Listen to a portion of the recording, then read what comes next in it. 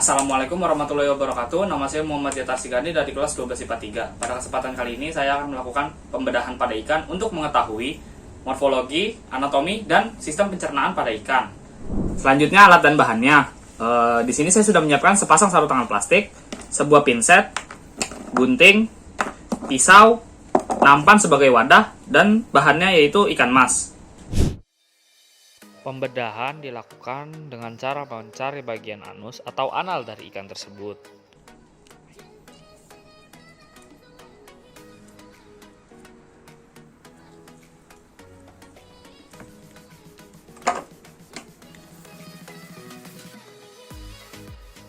Kemudian, dari bagian anal tersebut digunting mengarah ke bagian dorsal tubuh ikan.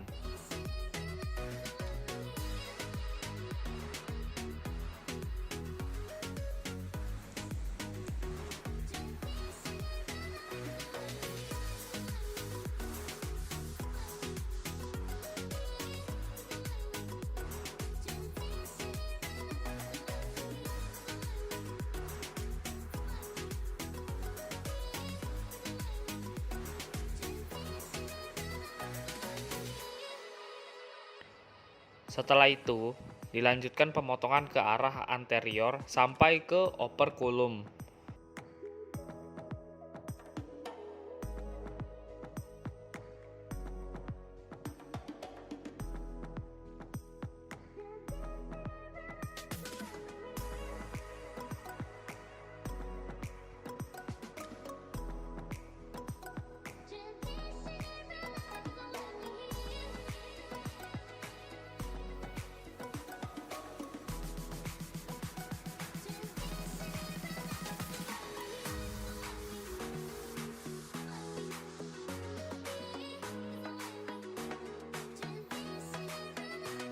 Dari bagian operculum, pemotongan dilanjutkan ke arah ventral tubuh ikan tersebut.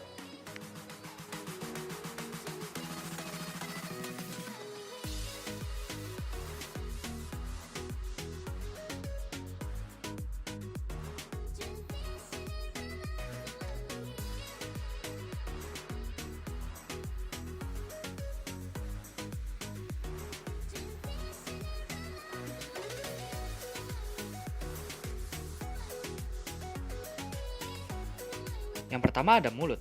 Mulut merupakan bagian depan atau bagian paling pertama dalam sistem pencernaan pada ikan yang berfungsi untuk mengambil makanan dan menelannya tanpa ada perubahan.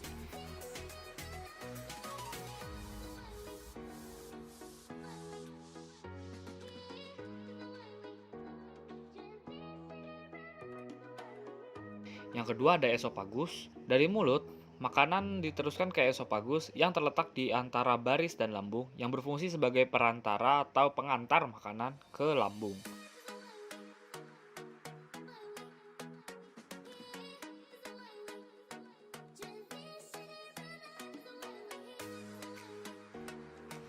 Yang ketiga ada lambung semu atau lambung palsu.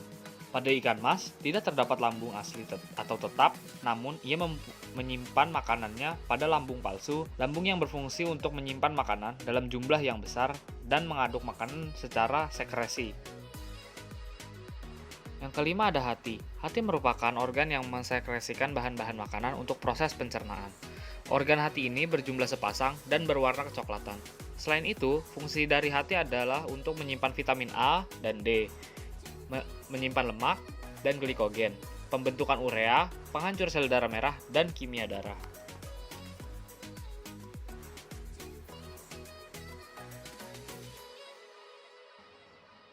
Yang keempat ada empedu. Empedu pada ikan berbentuk bulat atau oval, berwarna hijau kebiruan. Organ ini disebut dengan kantong empedu yang berfungsi menampung cairan empedu dan merupakan organ penampung sekresi dari hati. Yang keenam ada usus. Fungsi usus adalah sebagai tempat penyerapan utama dari makanan yang telah diolah di lambung. Umumnya, panjang usus ikan herbivora lebih panjang daripada usus ikan karnivora.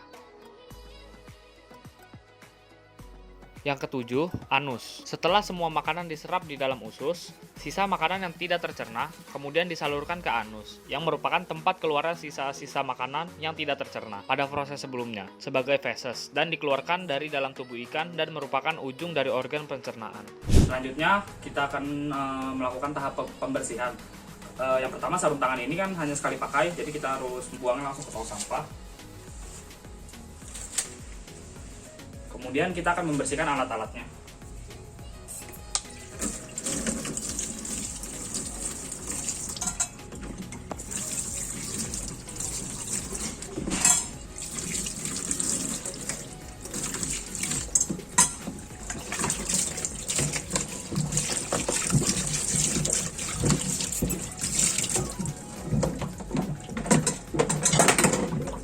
Setelah tahap pembersihan tadi, saya akan menyimpulkan kesimpulan dari praktek yang saya lakukan hari ini. Yang pertama, ikan mas termasuk hewan omnivora atau pemakan segalanya. Yang kedua, ikan mas identik dengan tubuhnya yang memanjang dan pipih. Yang ketiga, di ikan mas tidak terdapat lambung asli atau tetap, melainkan hanya memiliki lambung palsu yang berfungsi untuk menyimpan makanan. Sekian yang bisa saya simpulkan. Wassalamualaikum warahmatullahi wabarakatuh.